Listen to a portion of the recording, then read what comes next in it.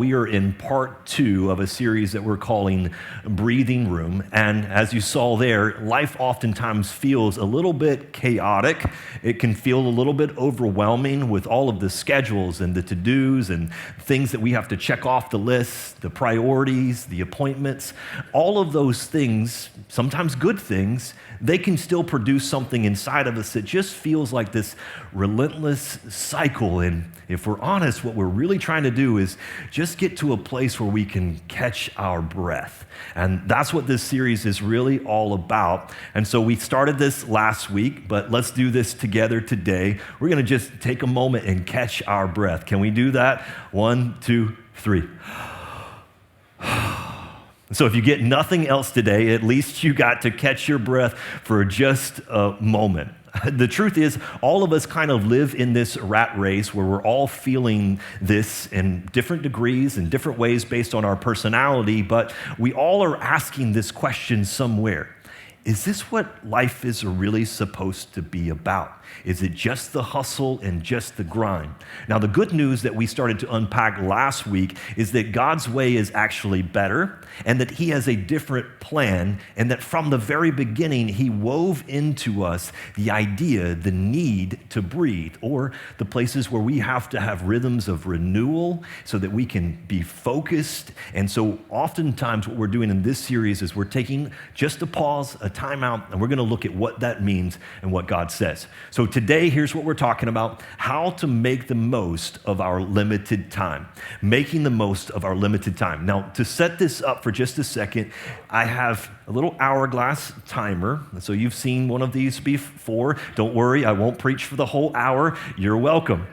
Inside of this is obviously sand, and the sand represents our lives, our time. Maybe every grain that falls represents a moment, and maybe it represents your choices in life. Now, I can flip the sand back over here, but we know in our lives that that's just not possible. There's no way to restart the clock. And so for us, what I want us to see is that the sand itself is something in our lives that is a limited resource. Our time is indeed limited. I'll help you to see this. Yesterday, it was a big day in the Mosley household. And if you don't know this, my wife and I were kind of part of the crazy club. We have 4 kids at the house. And yesterday was the birthday of our youngest kid. So she turned 8 years old. It was awesome. And we had a time where they were singing karaoke, and my house was full of girls. And it was just incredible, right? It was an incredible moment. And then came something that happened. As she was about to blow out the candle on her cupcake, when she did that, something hit me right in the chest. And I felt it in like all the feels. And I hope I don't lose my man card for this, but it hit me deep. And I was like, my baby is no longer a baby. Now, she'll always be my baby, but she's growing up.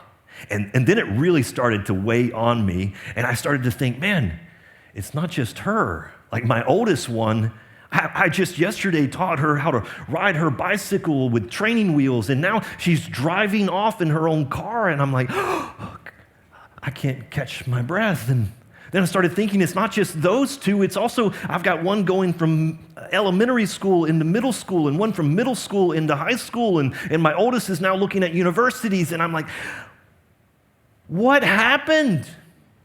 How did we get here so fast? How does time seem to be just flying by? I don't know if you've ever felt that. Have you ever felt that before? How time is just moving along, like it's somehow like it's just slipping through your fingers? You ever feel like it's a race that's moving so fast that you just can't keep pace? And you're left wondering, like, what's happening? Have you ever said this? Like, there's just not enough hours in the day to get it all done. I just don't seem to have the time between all of the hustle and the appointments and the places I've got to be. It's like time is just vanishing, and I don't know how to get my grip on it. And it does something inside of us. It's a bit unsettling. Now, we oftentimes go into a solution that we would call time management, right? And we somehow have convinced ourselves, I know what I need to do. I just need to organize my calendar a little bit. And some of us, we try to multitask just to multiply our time, or maybe you somehow figure out if I can just be more efficient, if I can manage my time more efficiently, then that's going to gain back what I feel like I'm losing. But you probably do what I do. Is if you can ever create the margin, if you can somehow become more efficient in your productivity, you know what you do? You just add something else to the list. Any space that you did create, it gets filled by another urgent thing, another moment, another appointment, something else that's just busy. And so if that's not the solution, if managing our time, it's a good idea, there's good, helpful books on it, but if that doesn't really change anything, then what are we supposed to do? What I want to show you is a solution that comes directly out of Scripture today, and it's going to show us one simple prayer prayed by a guy that you're going to recognize, and for me, it's changing everything. It helps me with my perspective, and so I hope it will help you too as we talk about how to make the most of our limited time. So here's where we're going to be. We're going to be over in Psalms chapter 90. Now, if you're familiar with Psalms, then you probably know that most of it was written by a guy named David. He's known for being the psalmist, but this isn't David's pen. This is actually a guy named Moses. You're probably familiar. We all know Mo. We've been talking about him a lot around here recently. And Moses has something specific to show us, a particular insight that is helping me. It's changing everything for me. And I want to share it with you. But Moses is a guy, he has a unique vantage point. Like, I don't know if you know this, but he was 120 years old when he passed away. Full life, full of incredible experiences. Maybe you remember he was in the Pharaoh's house, raised richly, and then he was out in the desert wondering what he's doing there. He went through these incredible seasons of stepping into leadership and purpose. He would lead people towards the promised land. If there's ever a guy who knew about time management and efficiency, if there's ever one who had something to share with us, it was going to be Moses. So let's pick this up and let's just go through the verses together. And as we read this, we're going to aim towards the final verse in this passage. And there's the promise that I want you to see. So let's go to verse 1. He says to us that, Lord, you have been our dwelling place throughout all of the generations, that before the mountains were born, what an incredible image, before the mountains themselves, or you brought forth the whole world, from everlasting to everlasting, you are God. Now, just to set this up, Moses is going to give you some perspective outside of his limited scope in his history. He's going to zoom out for just a moment, and he's talking about the great, grandiose creator God and how eternity itself is compared to this simple moment that you and I would find ourselves in. He says, God, there was no beginning, and there will be no end. From everlasting to everlasting, you are indeed God himself. And so he invites me, and he invites you to pause and consider a moment, a time, and a space so much bigger than who you are. And here's what he goes on, and he says this. He says that you turn people back to dust, saying, return to dust, you mere mortals. I feel like this is like one of those Gandalf statements. You see that in there? He's like, back to dust. What he's doing is he's referencing the Genesis account. Do you remember what happened with the very first creation, how man was formed? He's saying, from dust you were created, and back to dust you will return. It's kind of a little bit of a morbid idea, but he's helping us to understand the fleeting nature of the moments that we find ourselves in. From dust shall return back to dust. And this is what he says in verse 4. He says this, 1,000 years in your sight, it's like a day has just gone by. If you ever feel like life is rushing past you, he says, hey, zoom out for just a moment and understand the scope of what's happening here. 1,000 years, well more than our lifetime. It's like this in the sake of eternity. It's like a day that's just gone by. Or He says it's even shorter than that. It's like a watch in the night, which is about 3 hours. And he's helping us to see that even our perspective and our understanding of time itself, while it feels like it's fleeting for you, it's moving faster. And so as he sets this up, he helps us to understand this. He gives us perspective. And in verse 5, he says, "Yet you sweep away people in the sleep of their death, and they're like a new grass in the morning." And in 6, he says, "In the morning it springs up new, but by evening it's dry and it's withered." Something has its origins, it has its birth, and it has its time, but that time it really is short, isn't it? By the end of the day, it's already starting to dry and wither and decay. He's helping us because he wants to show you something about the perspective of your life and the timeline that you're living. And he's going to keep building on this idea as he sets this up. Your time is passing quickly. Now, I want to jump to verse 10 to help you to see this. Here's what he says in verse 10. He says, "Our days, they may come to 70 years. Maybe 80 if strength endures." Now, I hope that your days are 100, 110, 120. But what he's trying to say to you here is even if you live a very full life, it's still short, isn't it? If our strength endures, the best of them are but trouble and sorrow. Why? It's because it's fleeting. It's passing away in front of us, and we feel it. And he says, one day, we'll fly away. Some of you might be old enough to remember this old church song. One day I'll fly away. I'll save you from singing it to you. But he says, here's what you need to know. You need to see this. You need to understand this. Even if you live a very full and long life and well into many, many decades, it still feels like it's going to be too short.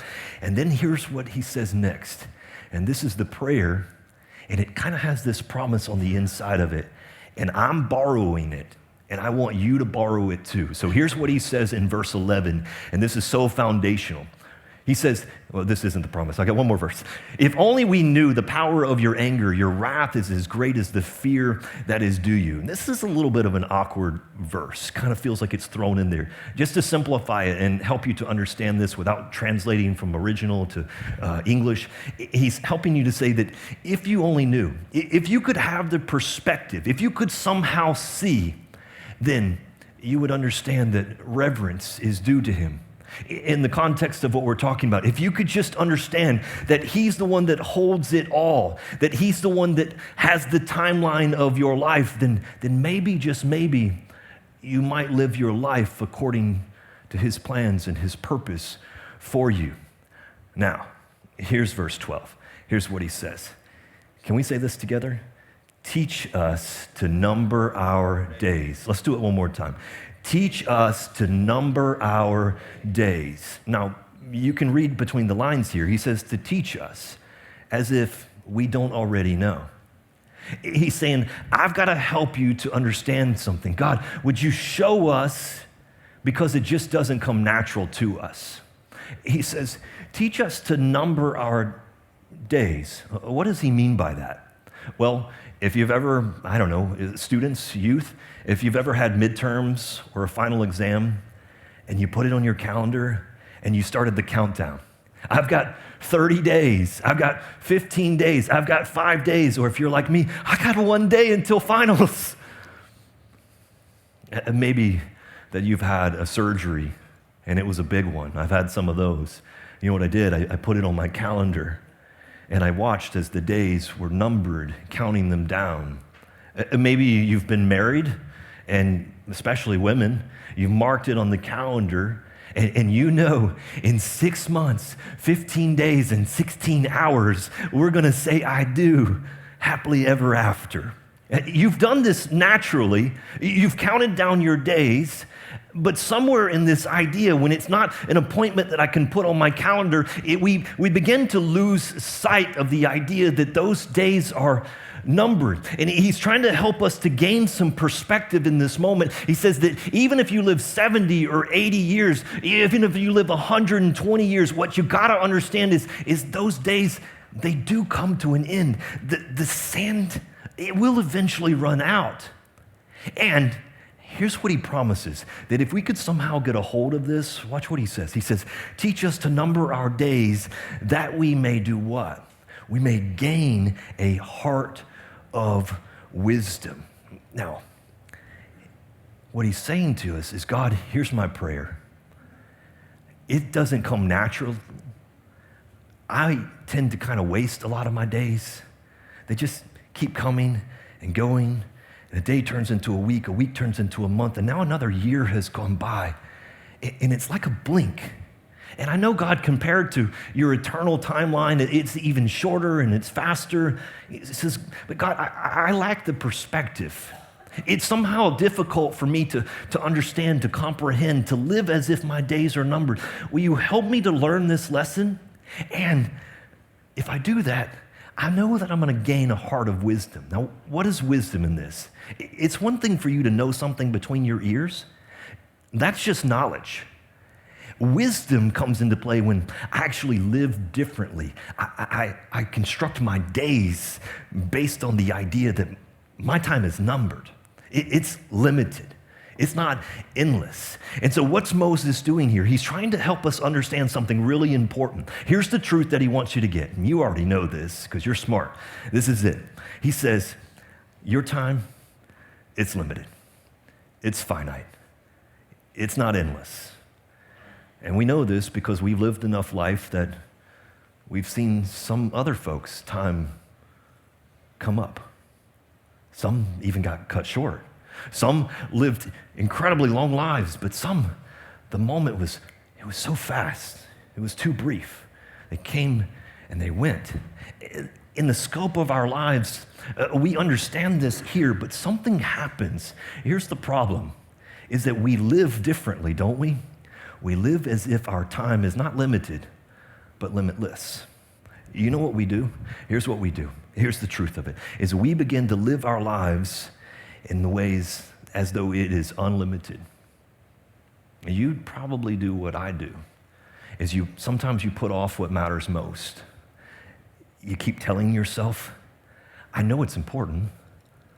Yes, it is a priority for me, but I'll get to it tomorrow. Look, today, I've got so many things. Have you seen my schedule? Do you understand how busy I am? There's a lot of demands on my time. I know those things are important. I'll get to it tomorrow. And we begin acting and living.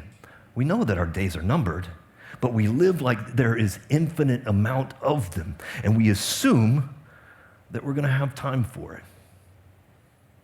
We assume there will always be another opportunity. And Moses is coming along and he's saying, listen, this is not the way you want to live your life. Moses is going to help you to have some perspective as you head into this brand new year. Yeah, there's 365 days on the calendar. Please don't assume that you can just do it tomorrow. What if that moment doesn't come? So he sets up this idea and he begins to help us to see that your days are limited. And what we have to see is that, yes, we can go and we can earn more money, but we cannot earn more time. We can actually reschedule some appointments, but there are some moments that you will never reschedule and get back. What he says is there's such a way that you could live your life if you would just have the wisdom of God himself to understand that your time is fleeting. It is short. Your days are numbered. And how would we live differently as a result of it?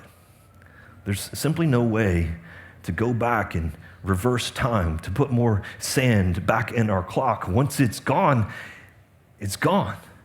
And we don't get those moments back.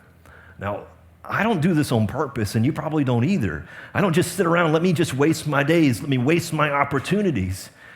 But I gotta tell you, the stakes are really high. What happens when we don't live as if our days are numbered? It ends up costing us. In fact, what would your greatest regret be if this happened to be your last days? If you looked back and you said to yourself, honestly, I've assumed that my time was unlimited, would you have any regrets Would you want any take-backs, any do-overs, any moments that you wish you could get back that you've missed already? There's another psalm that helps us to just kind of ask a question, and I want to maybe ask it here. Here's what the psalmist says: show me, Lord, my life's end and the number of my days. God, I'm thankful that I'm not there yet. I'm thankful that there's still some time left on the clock. There's some sand. I'm thankful, God, but would you show me? Could I somehow look into the future, that you would show me my life's end and the number of my days, and let me understand, in Moses' words, let me have the wisdom that would come from the idea that my time is limited. Can I just see it? So this is what I want to do for just a few moments. I want to help you with something. I want to fast forward your life. Can we all do it? Can we just jump to the end for just a second, like what he's calling out? There was a person by the name of Bronnie Ware, and she's an Australian nurse, and one of the things that she would do is she was working in hospice care, very specialized care. And if you're familiar with hospice, this is usually coming alongside people who are kind of at the end of their life, they're at the end of their days, and they're watching over them, and they're providing care and keeping them well. One of the things that she did is she started, just through natural conversations as she was talking with different people, she would begin to ask them questions about their life, and even ask them questions about what would you do differently. And she began to hear this recurring pattern, this theme. And in fact, she heard them so frequently, she wrote a book about it, The Top 5 Regrets of the Dying, a life transformed by the dearly departing. And what she did is because she began to hear these patterns over and over again, she recognized something. And the benefit of this, and the thing that I hope that you'll take away, is that we had the opportunity to fast forward to the end of somebody else's life and gain wisdom, a wisdom that they didn't have because they learned too late. And now their moments were gone. The time had passed and regret was setting in. And so she has top 5 in this book, and I want to share them, some of them, the top 2 with you. And I want to start with just the second one on the list. Now, this is probably something that you might anticipate, because this is probably one of the most common ones that you would think. I wish I hadn't worked so hard. I wish I hadn't worked so hard. You know, it's interesting to me what people end up regretting in the end. You know what they don't put on that list? I really wish I had gotten that promotion at work that I was striving so hard for. I really wish that I had accumulated all of the wealth that I had hoped for so that I could buy more stuff. I really wish that we could have got that big house. In people's dying days, it's never about the accumulation of the stuff. It's always about the moments that they missed. And in fact, that's exactly what she says. I wish I hadn't worked so hard. And her observation was they missed their children's youth and their partner's companionship. And all of the men I nursed deeply regretted spending so much of their lives on the treadmill of a work for existence. Now, fellas, can I just talk to you for a second? This is one of the things that we convince ourselves of, that I have to go out and do these things, and this is going to make things finally be what they're supposed to be. And you'll spend your days chasing this idea, only to get to the end of it and realize, man, I missed too many moments. I can't get those times back. And now regret begins to set in. I wonder what it might look like for you. What are you chasing that you've convinced yourself that this is going to add the value that I'm seeking? And I wonder if you truly fast forwarded to the end, do you think that thing is going to bring the fulfillment that you're seeking? It didn't for them. And I bet it probably won't for you either. So the top thing that was on their list was even more interesting to me because it wasn't expected. And this is what number 1 on the list was. I wish I'd had the courage to live a life true to myself, not the life that others expected of me. And this is a deep-seated one, because inside of it, it begins to tell us something significant, that if I don't number my own days and direct my own life, somebody else will. Maybe it's an employer, maybe it's other groups of people. They'll begin to direct your life, and you might find that you're living for other people, their approval. Maybe you just don't want to disappoint them. Maybe you're trying to keep everything else moving, and you've forgotten what God's purpose and calling is on your life. I would not want this to be a regret at the end of my days, as they said this, when people realize that their life is almost over and they look back clearly, it's easy to see how many dreams have gone unfulfilled. Most people had not honored even half of their dreams, and they had to die knowing that it was due to the choices that they had made or they had not made. And so as we're looking at this, I just wonder where you would be. Can we take the wisdom from somebody else, fast forward to the end of our own days, and then begin to reverse engineer?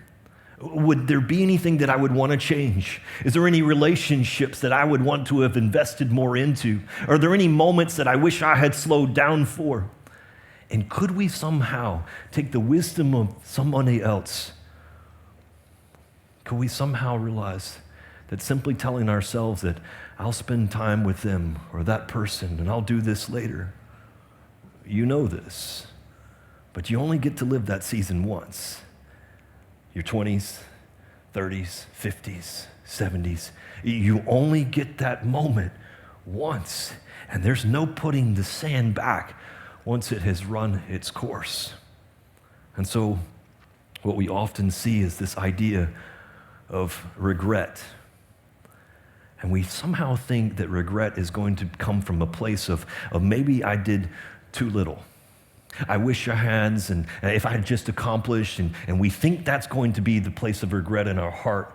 But here's what the truth is regret often comes from doing too much of the wrong things. We've convinced ourselves that if I just do more, if I fill it up, then I'm going to achieve all the stuff that I think is going to make my life have meaning. I need to do more. But regret doesn't come from there. It comes from a place of doing too much of the wrong things in our lives. And so Moses is praying this, and he says, God, teach us to number our days that we might gain a heart of wisdom and understanding. Now he's praying and he's asking the Lord to show them something.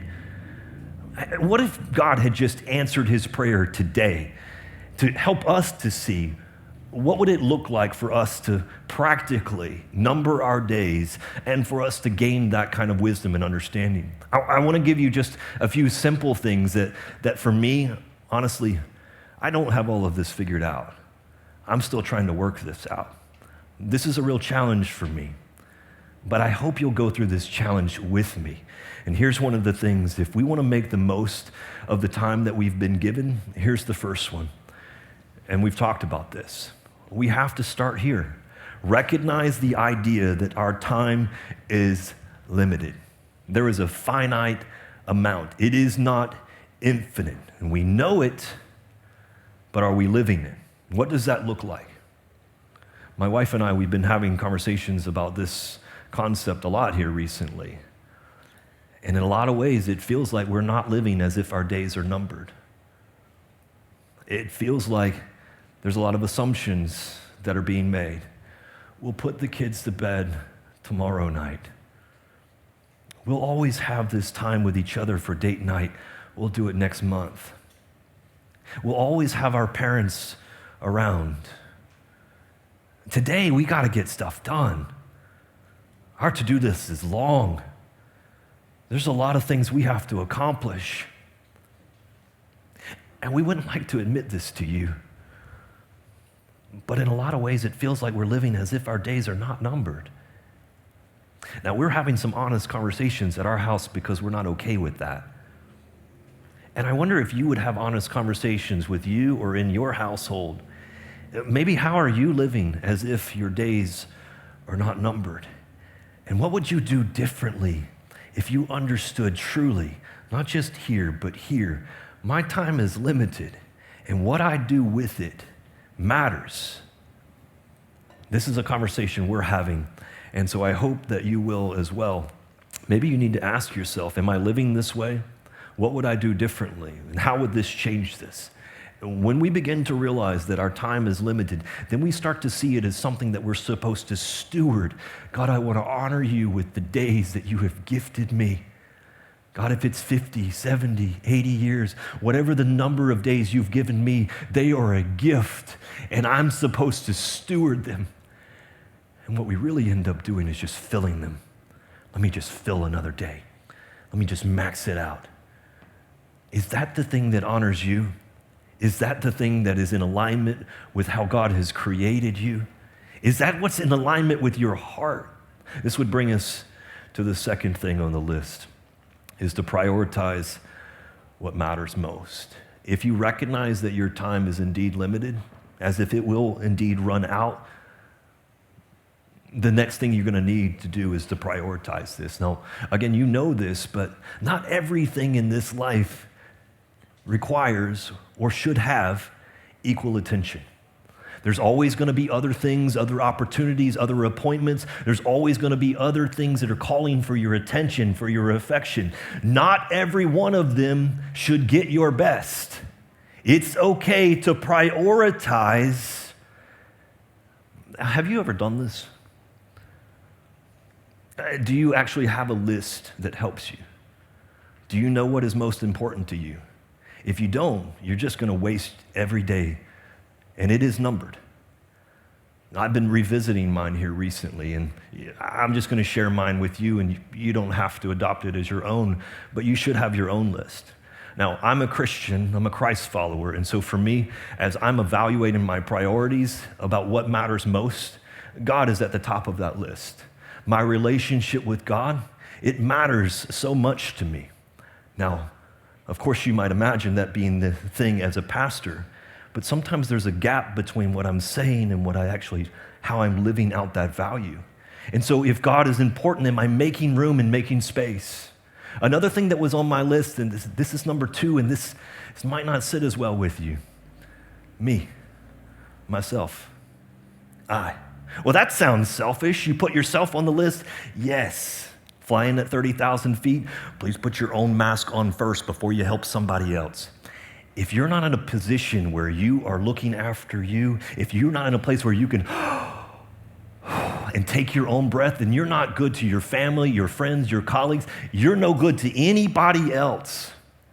And so wherever you are, you should be on that list.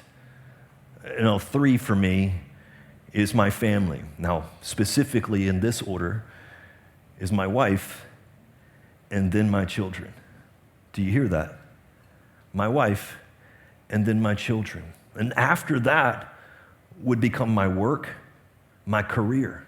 I have to put food on the table.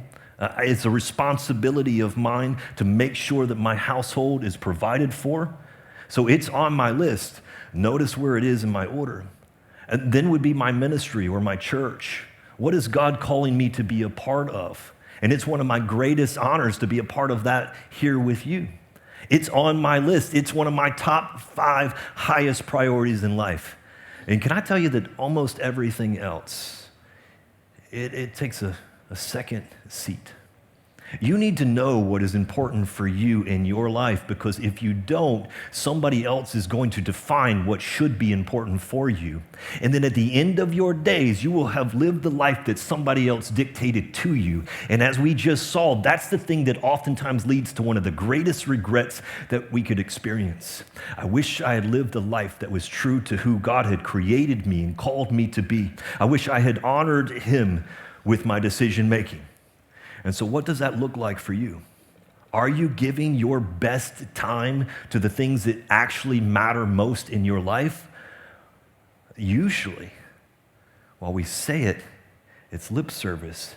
When we measure it, somewhere along the way, we're missing it. And they just get the leftovers. And I wonder who or what in your life is of value, but it's not really being prioritized in your life. So let me bring you to this one. This is the third one. And this is one of the most challenging ones, particularly sometimes in our family and in the role that we do, is to filter your commitments. There's always other opportunities. There's going to be plenty of things that are going to present themselves to you, even a lot of things that are going to be good things. Here's something that you know. You can't do everything, right? Nor should you. God has not called you to it. You can't be in two places at once. Yes, I tried that as well. You can't be in two places at once. You simply cannot do everything.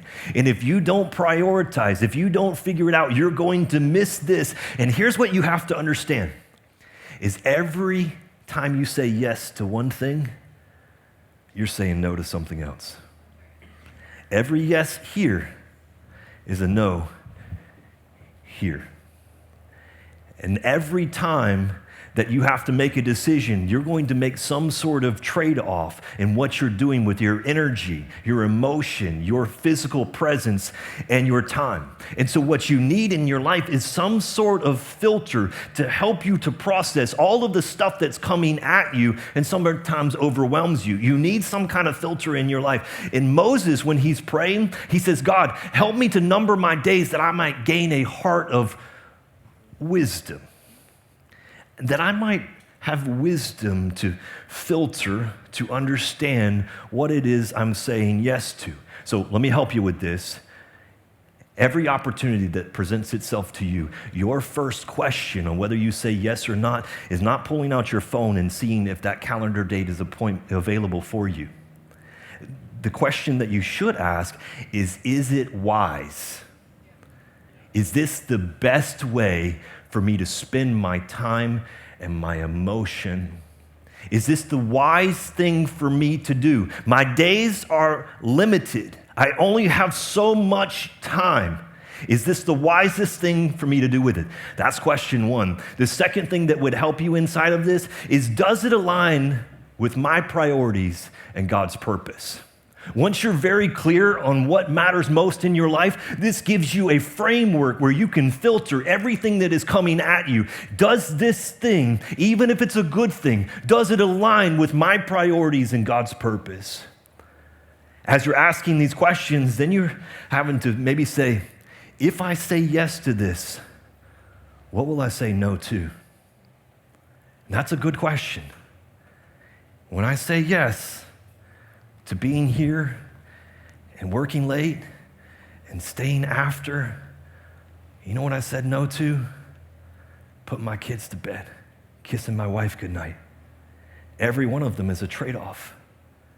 Now, there are seasons and moments, and there are times when you have to do things, but when our life is built around, when we're missing these things, you know what this is going to require?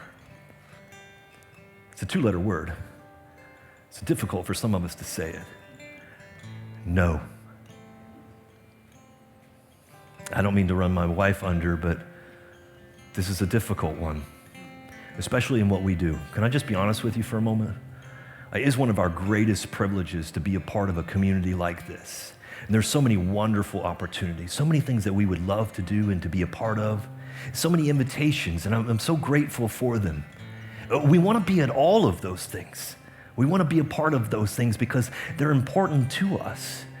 But every time we say yes, sometimes we're having to say no. And so my wife inside of her, and maybe inside of you, is, I don't want to disappoint you. For me, is I don't want to come up short. I feel like if I'm doing these things, then I'm being productive, and that's the manly thing to do. Somewhere inside of us is no. Now, because that sounds so abrupt and it's hard, we kind of expanded a little bit. No for now. Not forever. No for now. This isn't the wisest thing for us to do in this moment. And you're going to have to figure out as you go through this, and my time is limited and my priorities are set, I'm going to have to somewhere come along the way and begin to vet or to filter, what am I saying yes to? What am I doing with the time that I have been given? Sometimes it's no for now. And if we could do these things, this is how I believe that God would answer Moses' prayer. Teach us to number our days, let us gain a heart of wisdom, is that we might come to a place where our days are lived with intention. They're God's purpose for us. They're in alignment with our desires, and they impact the people that God has made priority in our life. When we can do this, it changes everything. When we don't do this, we end up at the end of our days looking backwards with a bunch of I wish I hads. And we're chasing sand that we'll never get back. And we wish we could reverse the clock. And so Moses, he says to me and he says to you, number your days. Understand that your time is limited and do the wise thing with them. So, how will you make the most of the limited time that you've been given? You still have sand left. What will you do with it in the moments that are ahead of you?